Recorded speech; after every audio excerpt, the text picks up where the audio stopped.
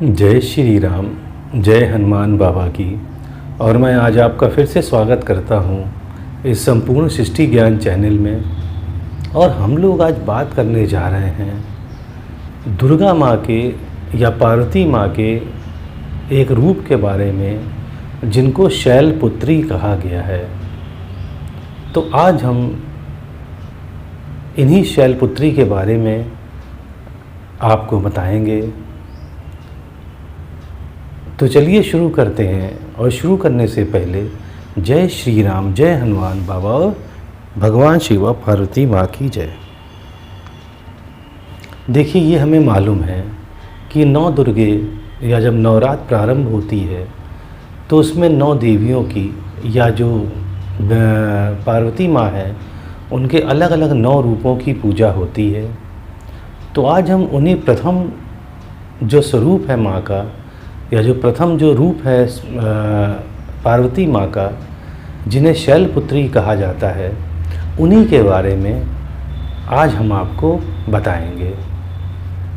देखिए, ऐसा है, पार्वती माँ या दुर्गा माँ जो भी कहें आप, उनका जो पहला स्वरूप होता है उन्हें शैलपुत्री के नाम से जाना जाता है।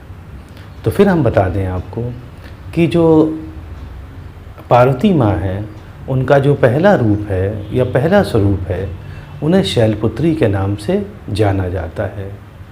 यह स्वरूप माँ का जो नव दुर्गाओं में ये प्रथम दुर्गा है या ये प्रथम रूप है माँ का नवरात्रि में। देखिए, पर्वतराज हिमालय के घर पुत्री रूप में उत्पन्न होने के कारण माँ का नाम शैलपुत्री पड़ा। फिर हम बता दें कि पर्वतराज हिमालय के घर पुत्री रूप में उत्पन्न होने के कारण इनका नाम शैलपुत्री पड़ा। नवरात्र पूजन में प्रथम दिवस या जो पहला दिन या जो प्रतिपदा, तो नवरात्र पूजन में प्रथम जो पहला दिन होता है उसमें इन्हीं स्वरूप मतलब शैलपुत्री स्वरूप की पूजा की जाती है। इनका जो वाहन है वो वृषभ माना गया है, इसलिए इन देवी को हम वृषारूढ़ा भी कहते हैं। तो अभी हमने बताया आपको, क्योंकि शैलपुत्री माँ का वाहन वृषभ है, इसलिए इन माँ का एक और नाम है जिन्हें कहते हैं वृषारूढ़ा।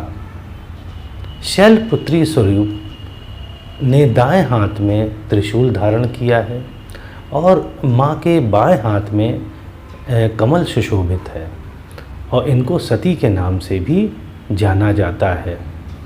तो देखिए, हमने आपको बताया अभी कि जो पार्वती माँ का पहला स्वरूप है जिसे 9 दुर्गों में पहले दिन या प्रतिपदा पे पूजा जाता है वह है शैलपुत्री है। तो नवरात्र पूजन में प्रथम दिवस इन्हीं की पूजा और उपासना की जाती है।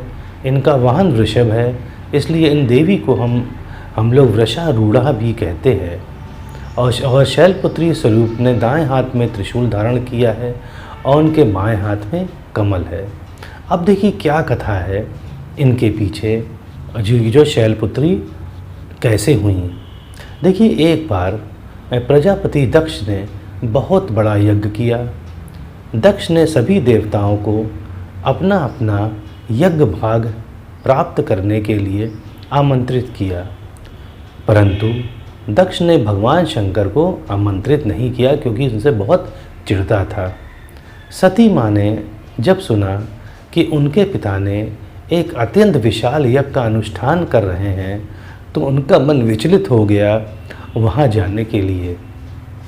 तो जब उनका मन विचलित हो गया जाने के लिए, तब माँ सोचने लगी कि अब मैं कैसे भगवान शंकर से कहूँ। तब उन्होंने सोचा कि चलो कहते हैं, देखा जाएगा। सती माँ ने जाकर अपनी इच्छा भगवान शंकर को बताई तो भगवान शंकर बोले कि जो प्रजापति दक्ष हैं वो किसी कारणवश हमसे रुष्ट हैं या हमसे नाराज़ हैं। अपने यज्ञ में उन्होंने सारे देवताओं को निमंत्रण दिया है और उनको यज्ञ का भाग भी उन्हें समर्पित कर चुके हैं, इसलिए उन्होंने हमें जानबूझ के नहीं बुलाया है। भगवान शंकर ने सती माँ को कहा कि ऐसी स्थिति में माँ का जाना ठीक नहीं रहेगा। शंकर जी के समझाने पर भी माँ पर कोई असर नहीं हुआ। सती माँ के दिमाग में पिता के यज्ञ को देखने और अपनी माता और बहनों से मिलने की व्यग्रता तो किसी प्रकार भी ना कम हो सकी। मतलब उनका मन था कि मैं जाऊं, अपनी माता से मिलूं, बहनों से मिलूं और जो इतने बड़े यज्ञ का अनुष्ठान मेरे पिता ने किया है मैं उसको देखूं। वह यह बात भूल गई थी माँ कि मेरे पिता ने मेरे पति को नहीं बुलाया है और एक तरह से उनका अपमान किया है। तो जब सती माँ ने बहुत आग्रह किया तो भगवान शंकर ने माँ को उनके पिता के यहाँ जाने की अनुमति दे दी। जब सती माँ पिता के घर पहुँची तो उन्होंने देखा कि कोई भी उनसे आदर और प्रेम से बातचीत नहीं कर रहा है। सारे लोग मुंह फेर रहे हैं, केवल उनकी माता ने ही उनको बहुत प्रेम से गले लगाया। और बहनों भी, जितनी उनकी बहनें थी माँ भी, वो भी बात बात में व्यंग और उपहास मतलब उनका मजाक उड़ा रही थीं। तो परिजनों के इस व्यवहार को देख सती माँ को बहुत अधिक दुख हुआ और दक्ष ने भगवान शंकर के लिए बहुत अपमानजनक वचन भी कहे सती माँ के सामने। यह देखकर सती माँ का हृदय शोक, ग्लानि और क्रोध से भर गया। माँ को समझ में आ गया कि भगवान शंकर की बात ना मानकर उन्होंने एक बहुत बड़ी गलती की है। वे इस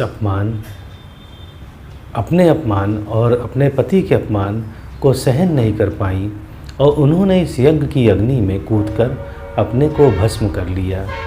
जब भगवान शंकर को यह मालूम पड़ा तब तो देवताओं को लगा कि आज तो प्रलय हो जाएगी।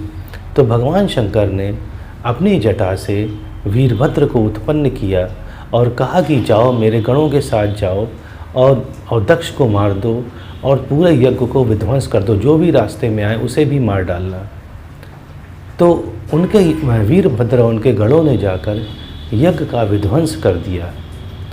फिर क्या हुआ, अगले जन्म में सती माँ ने शैलराज हिमालय की पुत्री के रूप में जन्म लिया और वे शैलपुत्री के नाम से विख्यात हुई।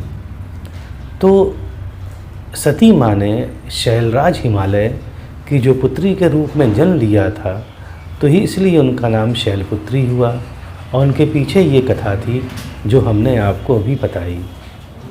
तो उम्मीद है आपको समझ में आ गया होगा कि शैलपुत्री माँ का स्वरूप कैसा है और उसके पीछे क्या कथा है। तो अच्छा लगता है तो सब्सक्राइब करिएगा। अब मुझे आज्ञा दें। जय श्री राम, जय हनुमान बाबा और जय शैलपुत्री माँ।